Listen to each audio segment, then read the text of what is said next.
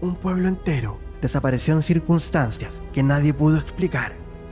Las mesas quedaron servidas, los fuegos encendidos, las lámparas ardiendo. No había señales de lucha, no había huellas, nada. La policía canadiense lo investigó, pero años después negaron que hubiera ocurrido. ¿Por qué? Año 1930, un rincón remoto, aislado por la nieve y el silencio, y un misterio que se resiste a ser contado. Soy Tristan, y como siempre, aquí, en el libro del oculto, te lo contamos.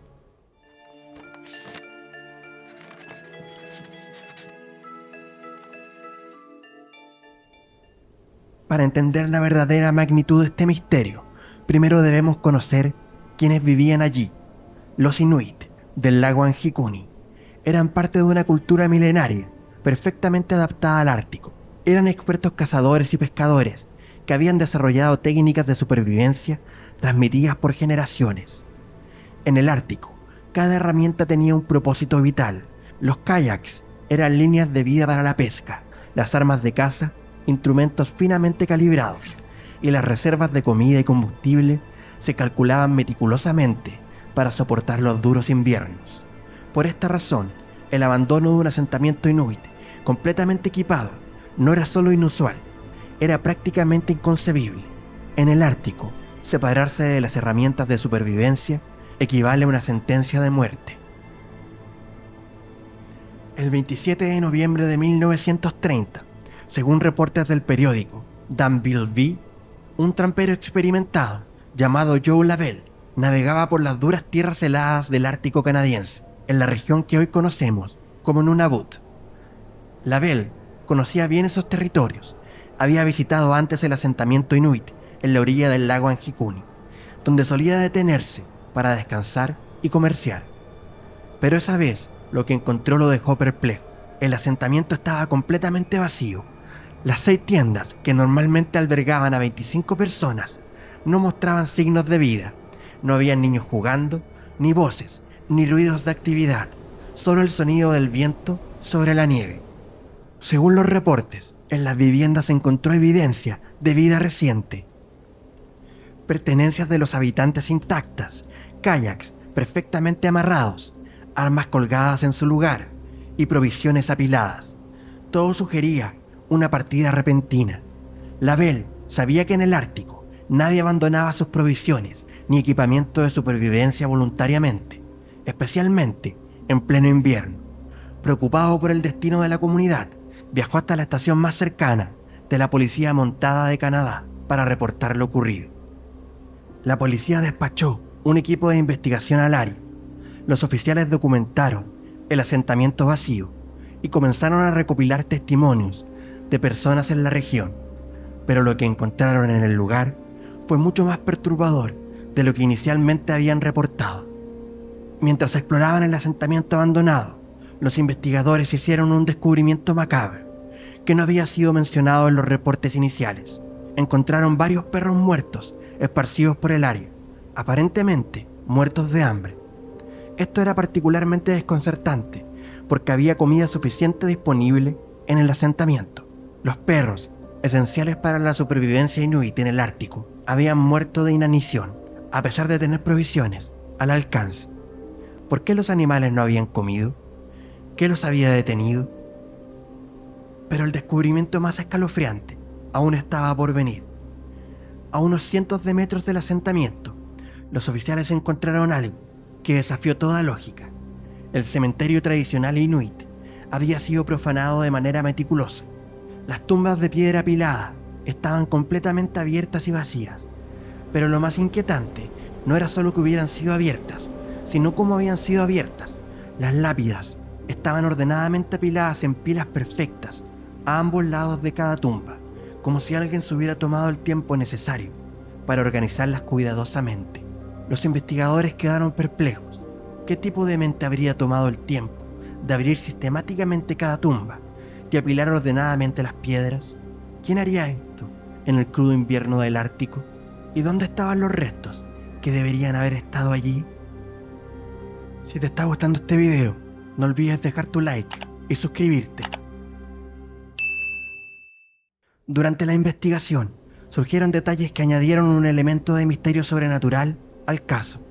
El trampero Armand Laurent, quien había acompañado a los oficiales al asentamiento, reconoció haber presenciado algo inusual días antes del descubrimiento de Lavelle.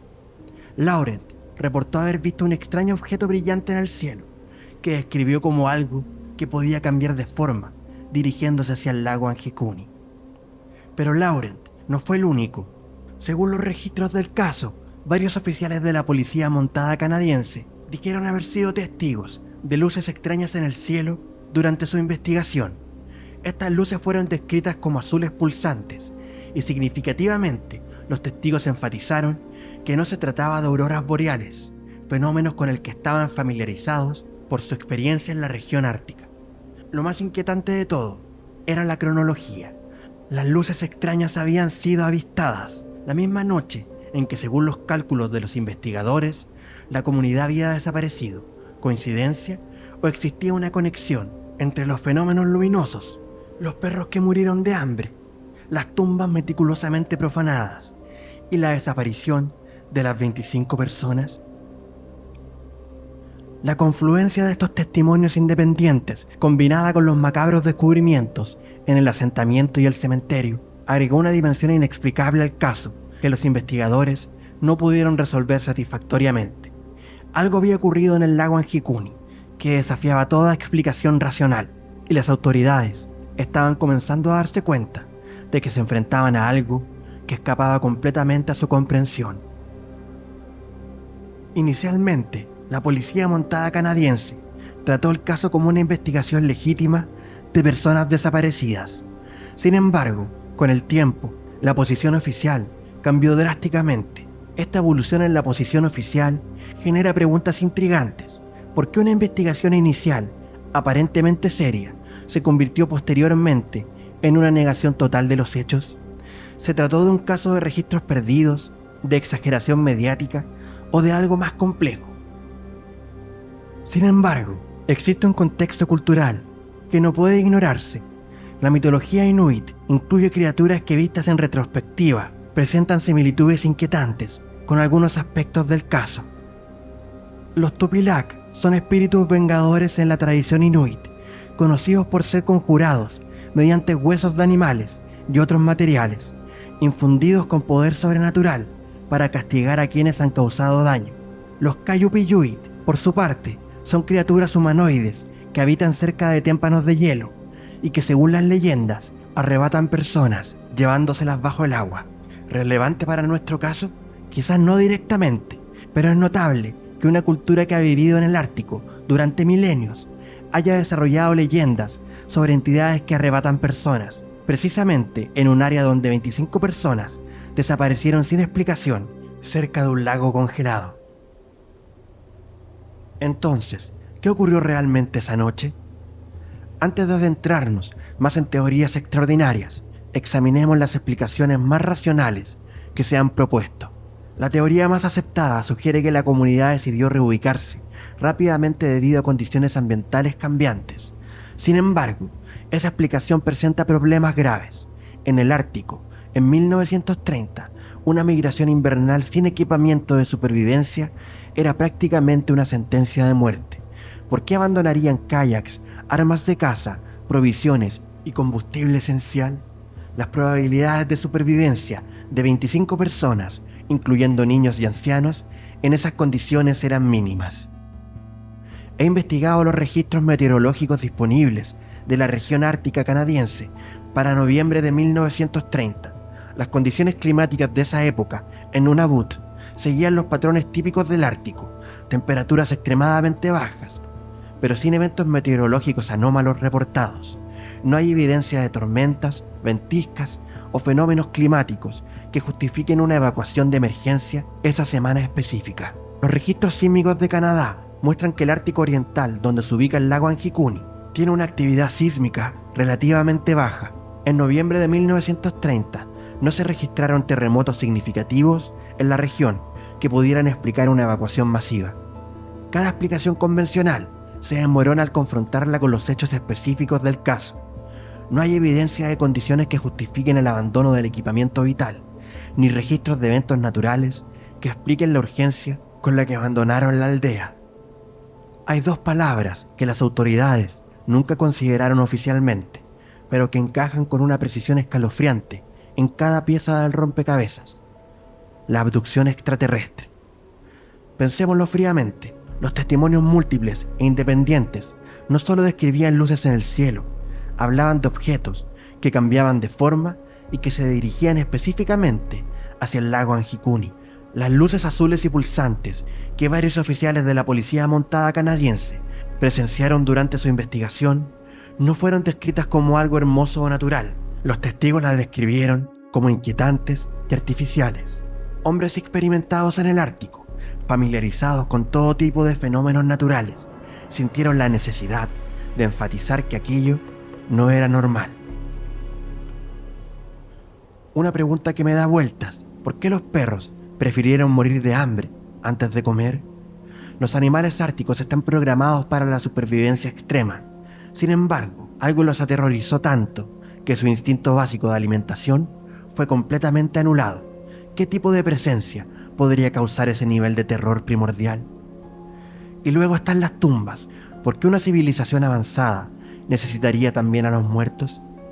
Experimentos, estudios de la especie humana completa, incluyendo diferentes estados de descomposición, o algo aún más perturbador que nuestra mente no puede concebir.